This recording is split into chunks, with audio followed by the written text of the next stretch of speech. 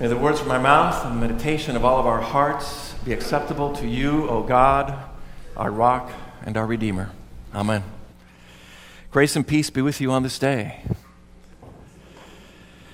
So, when I was a very young child, I think it must have been 5 or 6 or so, it was one Christmas morning that I woke up extra early, so very enthusiastic about the gifts that were going to be under the tree. I had specifically asked on my Christmas list for there to be a red Tonka truck. And back in those days, I didn't see any red Tonka trucks with my friends, and so I knew that I was going to be the first one with it. And so it must have been like 4 o'clock in the morning. I got up and checked on my older brother, and he was still asleep. I went and checked up on my mom, and she was still asleep. So I snuck downstairs and took a peek. And I saw all the gifts that were there, and I found mine.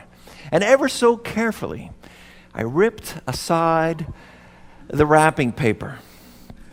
And I took a look, and I saw that it was exactly as I hoped, a red Tonka truck. Well, I started to sing and dance and move and so forth, and I said, you know what, let me just tone it down and just go back to sleep. And so I did. I went back to bed. I checked up on my older brother. He was still asleep, and I snuck in and went to sleep. Unbeknownst to me, my older brother was awake. And like most older brothers, he saw this as an opportunity to spring on me something that I did not see coming. It was really the first sign of things to come. So when light shone through the window, it was now 6:30 or 7, I got out of my bed, I woke up my mom, I woke up my brother, and then we all ran downstairs, and I go down to the tree, and all the gifts are gone. Every single gift is just not there. And I'm just beside myself, and I'm going like what is happening? And under the tree, right there, placed, was a little note. And it said, from Santa. And it said, because Guillermo peeked and was so naughty, there'll be no Christmas for him. Well, I gotta tell you, I cried like a 6-year-old could cry forever and ever. It was an unconsolable cry. And my mother just didn't know what was going on until she looked at my brother, and he's just in stitches laughing. And laughing and laughing and laughing and laughing. So, of course, he got into some trouble, but I don't know that he thought it measured the crime. But nonetheless, the gifts came out from the kitchen, and I was told that it was just a prank. Ever since then, my brother has been missing.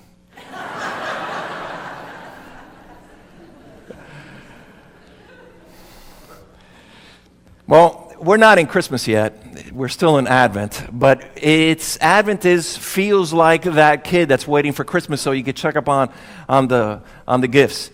We're actually sometimes so eager that we skip through the Advent season and we rush straight into the gifts, and we start opening up things, and we start, in some families, they even give them early.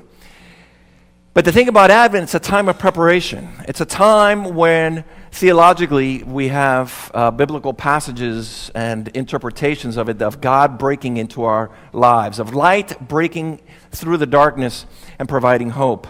It's a season of waiting. It's a season that is supposed to bring out the best in us. Advent is about the eager anticipation for a tangible hope that tomorrow might be a better day. Advent says that our past does not define us, that we are marked by that which we hope for. And that's an important sentence, that our past is not to define us, because we all know too many people whose past completely defines them, and how they have been wronged in life. The baggage that they carry is for everybody to see time and time again, over and over. And for them, Advent has not arrived. They have not received God's light, as God's light has not shone into their darkness. And so consequently, they are reliving the past over and over again. In Advent, we read scriptures that provide promises of the hope that is to come alive. which is why the story of Advent and A Christmas Carol, the story of Scrooge, go so well together. They run parallel, and we're having fun with it. Can you tell? This is really a wonderful way for us to examine it. Scrooge is visited by his past, and light is shone on it so that he can understand why he's become the miserable wretch that he is today. And by shining light on his past, there is hope that tomorrow might be a better day, that tomorrow he may not have to suffer the same consequence that Marley did. Now, this makes a lot of sense to me. See, we fear that which we don't understand. We have fear, and fear leads to negative emotions. Fear often, sometimes even leads to hate. And sometimes we choose to put that aside and let's not even look at it. Let me just hold on to this notion of what I have the way that it is. And yes, it has brought out in me these negative emotions, this anger. But anger sometimes feels good. Anger sometimes stimulates a certain amount of energy that we hold on to, but we don't realize that it separates us from the love of God. So if we are to love our neighbors the way that Jesus has commanded us, then a prerequisite to that is possibly to understand our neighbors. And understanding our neighbors is something that is sometimes difficult and sometimes requires a bit of a testimony or listening to where they're at. Let me get a show of hands here. How many of you remember where you were when Elvis died? For those of you who were around when Elvis died. How many of you remember where you were when Osama bin Laden died? Where were you? Do you remember? No, it's a blur? Okay. A lot of medicated people. Or maybe you were asleep. It turns out that this season of Advent has taken me to the past and has struck a chord within me that I kind of want to share with you in the spirit of understanding me and understanding my cultural heritage. For those of you who don't know me, and I am of Cuban ancestry, and Advent began for me with the death of Fidel Castro. On that Saturday morning, I know exactly where I was. I was asleep. My wife woke me up as all the different phones and all the different chiming noises of our phones were going off, telling us that Fidel Castro had died. And it turned out to be a universal experience for just about every Cuban American that I encountered in Miami. They all talk about how their phones were ringing and how they got up and they called somebody. And even though it was very, very late at night, they had to make that call. I really appreciate a lot of members of this church community who asked me in the days that followed, how did I feel? What does this mean to me? Guillermo, tell us what this death means to you. And these, I could tell, were people who probably don't have a full grasp of the history, probably don't have a full grasp of where am I in the spectrum between admiring Castro and hating Castro. And they took the time to sit and ask. And that shows that they wanted to understand. And as I was putting this sermon together, I realized that there's a correlation here between the Cuban experience of the last few days and the season of Advent. And I'm going to go ahead and lift up that correlation for you. Like Advent and the church, the Cuban people have been eagerly awaiting, anticipating with the highest energy the day when Fidel Castro would be held accountable for the many war crimes that he has committed. Sadly, that anticipation lasted far too long. And too many Cubans, like my father, died before even knowing what was going to happen next. Historians and scholars have been chiming in. And one of the things that I read in these last few days is that the darkness that swept over Cuba during the dictatorship of Fidel Castro was self-induced by the Cuban people. It was part of the collective sin of the nation, that they as a people claimed and clamored for that kind of leadership, and then in time they paid for it. And although it kind of makes sense if you look at it from that point of view, but if you look at it from my mother's point of view, it's a hard pill to swallow. So let me tell you about my mom. My mom is in her early 80s, and she was in her 20s when the Cuban Revolution began. And she was a young bride. Back then, women who were in Cuba, their number one responsibility and duty after they got married was to have children and to take care of the home. Well, she hadn't had children yet. God wouldn't give her that blessing until she came here to the States, and we were to be born here in Miami and in Florida. But while she was there, the Cuban Revolution broke out in that very last election of 1958. And in the 6 months that followed in 1959, it was chaos. It was a violent time. And my mother had her group of friends along with my father, and they all kind of like hung out together. And they all went to the movies together, and they all went to the beach together, and they all did the things together, and we know that. We've been there. And one of them was a very, very close friend of hers. And she was the maid of honor at his wedding. Well, it turns out, in a story too long to tell, that he got shot in the neck while my mother and that group of friends were all together.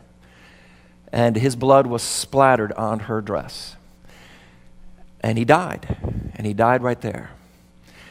And that was a moment, actually a few days later during the funeral, that my mother and my father said, we're going to have to get out of here. Our lives are in danger.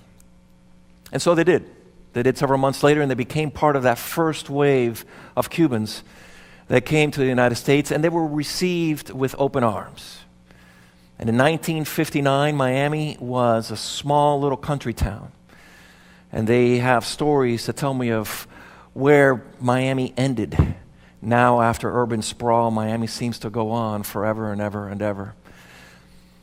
And after 57 and a half years of living outside of Cuba, not her own choice, Thanksgiving Day weekend, I'm in Miami to spend Thanksgiving with my mom and with my brother and the family. And on that Saturday morning, we had plans to return to Pass-A-Grille early, and we had to change our plans. It was a requirement. And I went to my mother's house, and she started to tell me about her aches and pains. Well, my hip hurts, and my back hurts, and I don't know that I can. And I said, Mom, pop an Advil or two, or some of those really strong drugs that you carry in your purse. Because she's one of those women that has strong drugs. And every once in a while she shares them with me.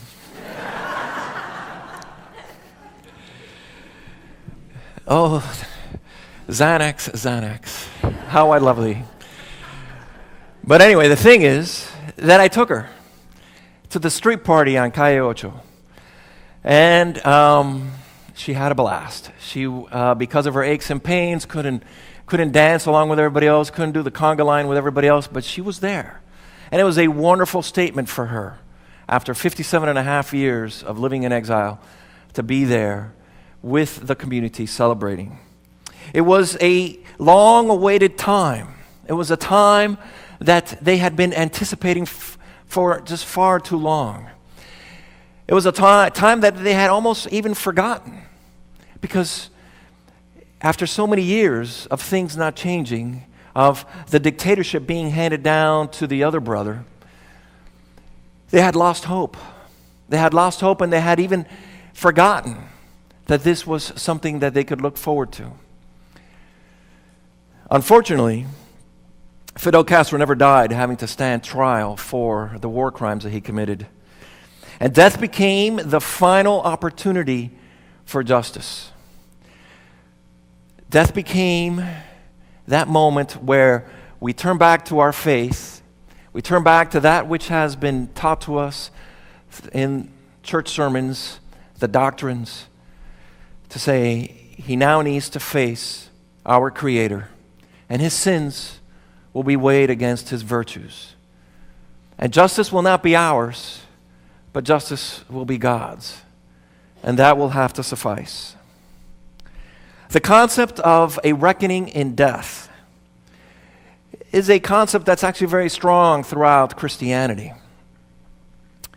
It's a concept that we see in the theology of Dickens in A Christmas Carol, and it opens up with Marley coming from the other side of life to give a warning to Scrooge. This central theme in A Christmas Carol, in church circles we call it eschatology. Eschatology is one of those big words that is a theological term about the end of times, the judgment of God, how our souls will rest on the other side of life. And it's woven into Advent, and you have to look for it, but it's there. For in the way that we prepare to receive the birth of Jesus, in the manner that we prepare to receive God incarnate, then we set the path for all eternity. The path begins at Advent, and it takes us all the way up to Easter. Through the birth of Jesus and how we prepare for it will lead us to the door that Easter opens.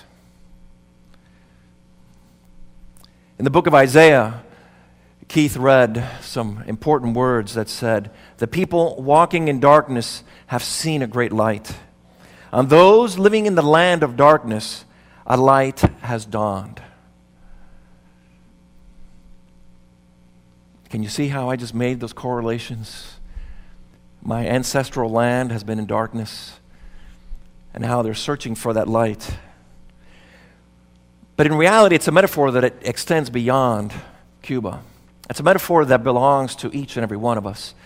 Who are the people that are living in darkness? Is it people that are in war-torn lands like Syria? Is it people that are living in a totalitarian regime? Or could it be about our innermost condition? Those of us who are living in darkness because of the anger that we hold on to, because of the fear that we won't face. Those of us whose light has been snuffed out by our past, and we can't get through it. We can't overcome it. Advent is most important for us as individuals. As individuals, Advent shines into the darkest corners of our lives. And those are corners that only we know. Only we know exactly in that corner the ugly truth that we mask. But God knows it as well too. God knows it very well. And God has given us the tool that we need to shine the light on it. And that's called the church. Here we get the role of the church in it all. What is our role? We are to be the vehicle of the light. And often we talk about it. Often we point at it. But we are to be more than that. We are to be the bearers of light. And we are to take that light in all corners of our community. Not only just here in Pass-A-Grille, but throughout Pinellas County and beyond. And we are to shine the light so that others may have hope. Because there are many people whose hope has been extinguished. And they need to know that it doesn't all end here. That there is more to strive for. More that needs to be discovered. The love of God in Jesus is the light of God. And that is the light that we have in Advent. It is the hope that we too shall be heard. It is the hope that we too shall be liberated. It is the hope that we too shall be lifted up. That we too should be loved. God bless us, every one of us. Amen.